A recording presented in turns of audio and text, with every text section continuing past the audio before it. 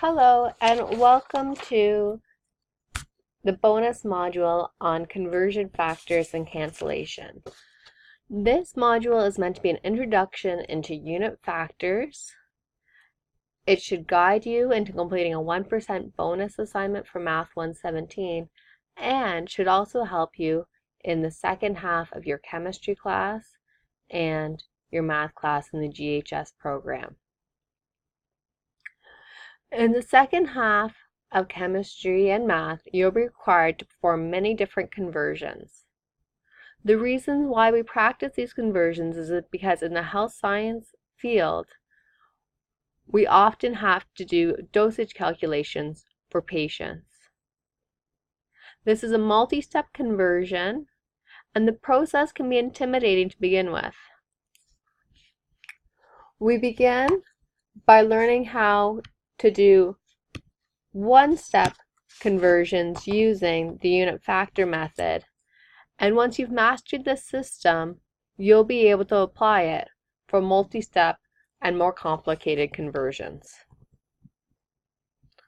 Our conversion process requires using unit factors. A unit factor is simply a fraction that equals 1. The key aspect of it, though, is that we have different units represented in the numerator and denominator of this fraction. To illustrate this, let's look at some examples. We may know that 1 centimeter is equal to 10 millimeters. Using this information, we can set up two different unit factors. We can write the unit factor 1 centimeter over 10 millimeters or 10 millimeters over 1 centimeter. How we choose to set up our unit factor in our application questions will depend on what unit we're starting with and what unit we're converting into. The unit factors for converting between hours and minutes uses the fact that 1 hour is equal to 60 minutes. This gives us two unit factors, 1 hour over 60 minutes and 60 minutes over 1 hour. The unit factors for converting between kilometers and meters use the fact that 1 kilometer is equal to 1,000 meters. Using this information, we can write the unit factor 1 kilometer over 1,000 meters or 1,000 meters over 1 kilometer. In all of these examples, the numerator quantity is equal to the denominator quantity, but expressed in different units. To do a conversion using unit factors, we always begin by writing down the measurement we're starting from, including the units. Next to this, we'll write our unit factor set up to cancel out units. In order for units to cancel, they must be in opposite positions in the fraction. Generally, the unit we're converting into will be on the top. So to convert between 245,000 meters to an equivalent measurement in kilometers, we use the equality between units we previously discussed. 1,000 meters is equal to 1 kilometer. We begin by writing out our original measurement. Next to this, we'll write down the appropriate unit factor. In this case, we will put the information pertaining to meters in the denominator and the information pertaining to kilometers in the numerator. We do this so that the meters units cancel out and the unit we're converting into, kilometers, remains. Looking at the expression we've created, we have 245,000 multiplied by 1 over 1,000. This is the same as 245,000 divided by 1,000. The result is 245 kilometers. Our unit that didn't cancel is carried over into our answer.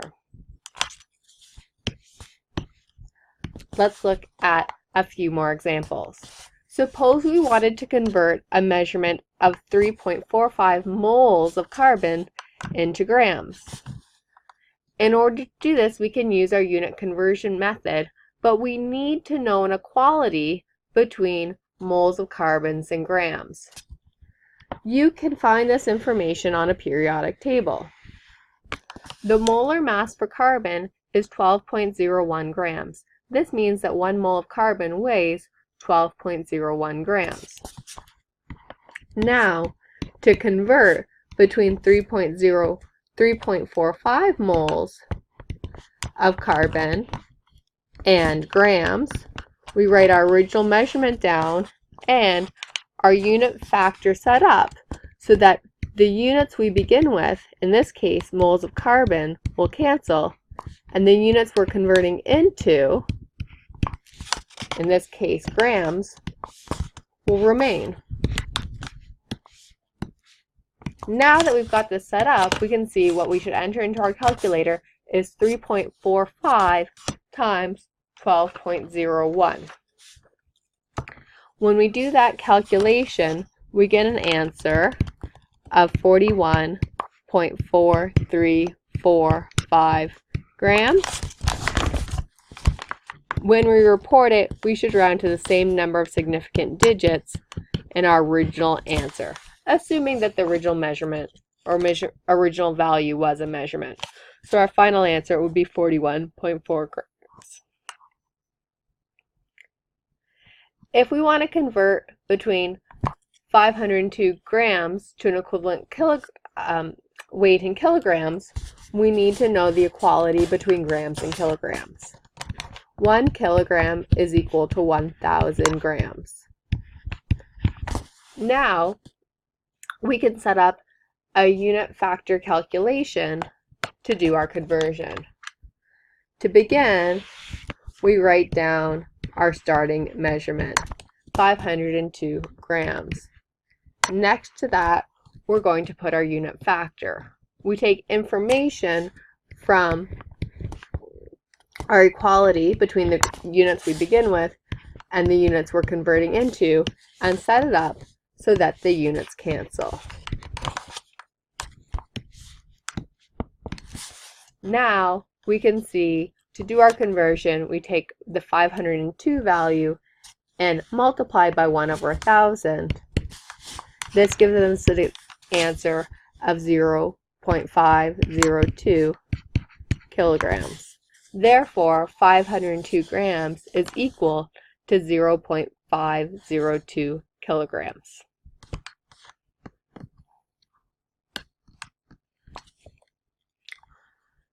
Suppose I wanted to convert between minutes and seconds. Again, the first thing I need to know to get started is how many minutes there are in a second or how many seconds there are in a minute. 1 minute is equal to 60 seconds. Using this information, we can set up a conversion factor and convert between 56 minutes into seconds. So that my units cancel, I'm going to put the information about minutes in the denominator of my unit factor and the information about seconds in the numerator.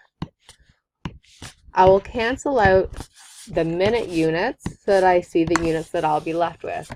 Now to do the calculation, I do 56 multiplied by 60. This gives me an answer of 3,360 seconds. Therefore, 56 minutes is equal to 3,360 minutes, or seconds rather. Hopefully you're starting to see how we can use one conversion factor to convert into another unit. What becomes even more interesting is when we want to link these unit factors together. And this is really where the power starts to be. So suppose we have a 1 carat diamond and we want to know how many moles of carbon are in it. We might not have a conversion factor that lets us go directly from carats to moles. However, we might have 2 unit factors we can link together.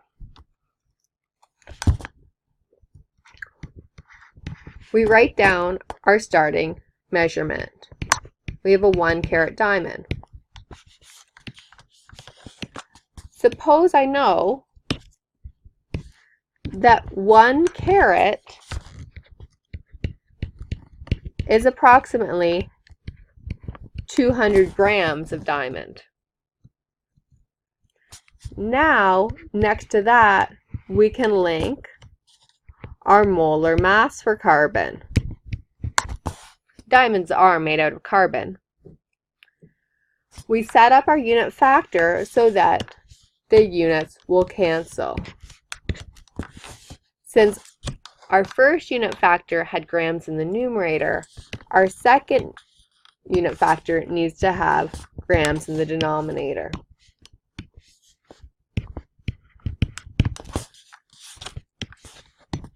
Now that we have our unit factors set up and our units canceling, we can go to our calculator to get the answer. 1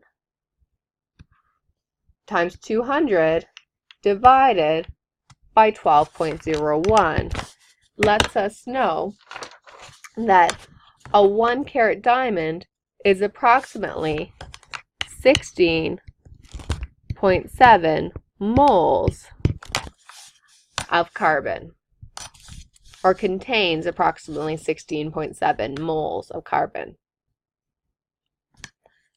If we want to know how many molecules of carbon there are in that same 1 carat diamond, well, we would have to know how many molecules there are in a mole. That's what Avogadro's number gives us. 1 mole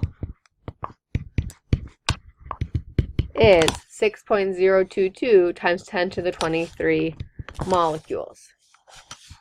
So, if I have 16.7 moles of carbon in my diamond, then to find out how many molecules that is, I can set up a conversion factor.